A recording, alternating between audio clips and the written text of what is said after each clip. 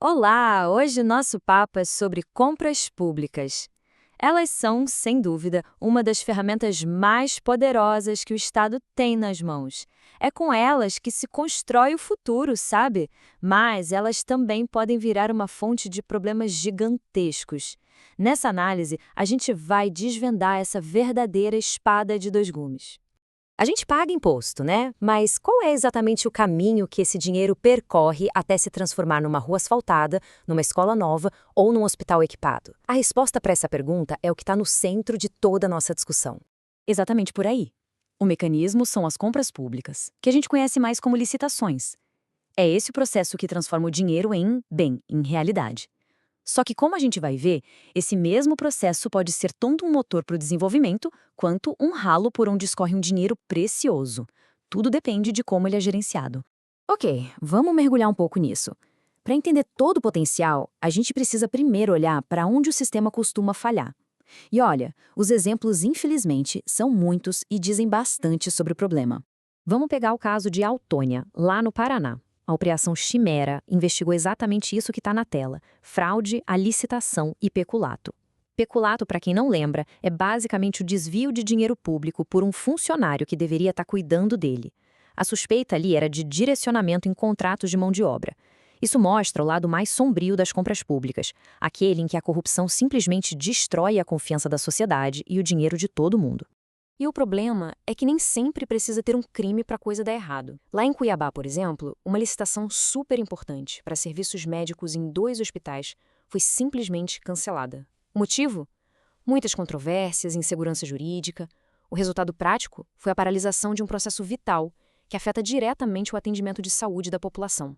E quem é que fiscaliza tudo isso em nível federal? Bom, esse aí é o Tribunal de Contas da União, o famoso TCU.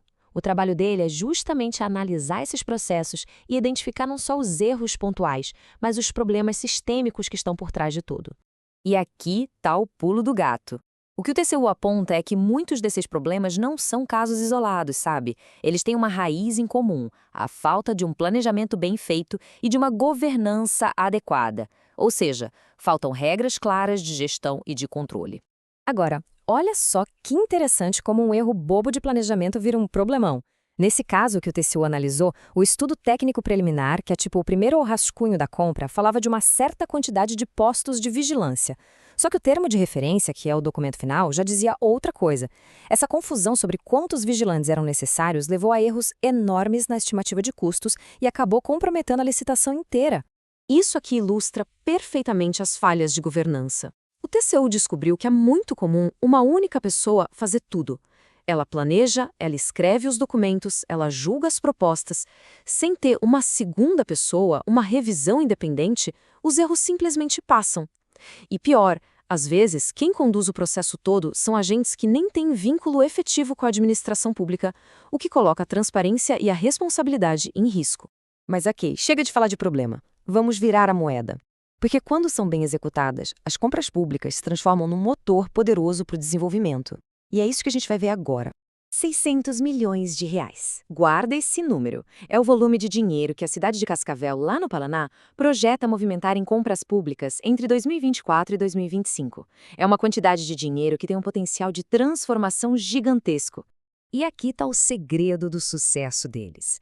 Mais da metade desse dinheirão todo, quase 56%, ficou na própria cidade, porque eles contrataram empresas locais. O que isso quer dizer?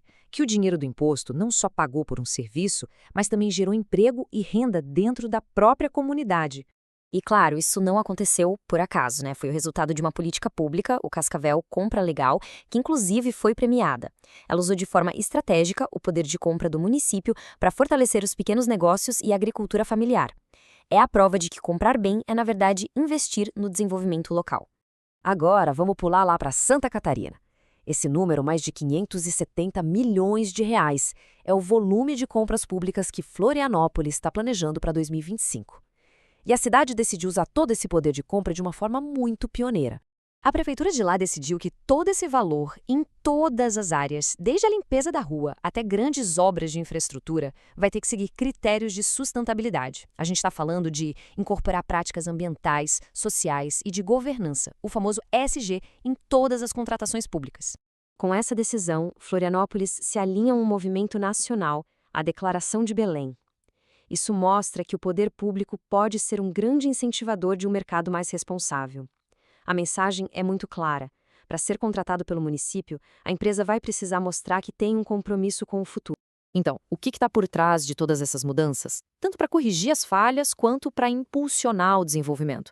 São as novas regras do jogo, que buscam modernizar o sistema todo.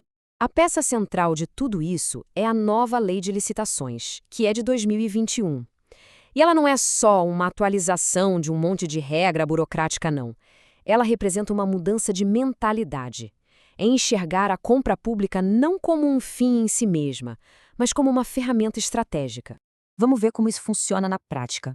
São 4 pilares. Primeiro, o planejamento, justamente para evitar aquelas inconsistências que o TCU apontou.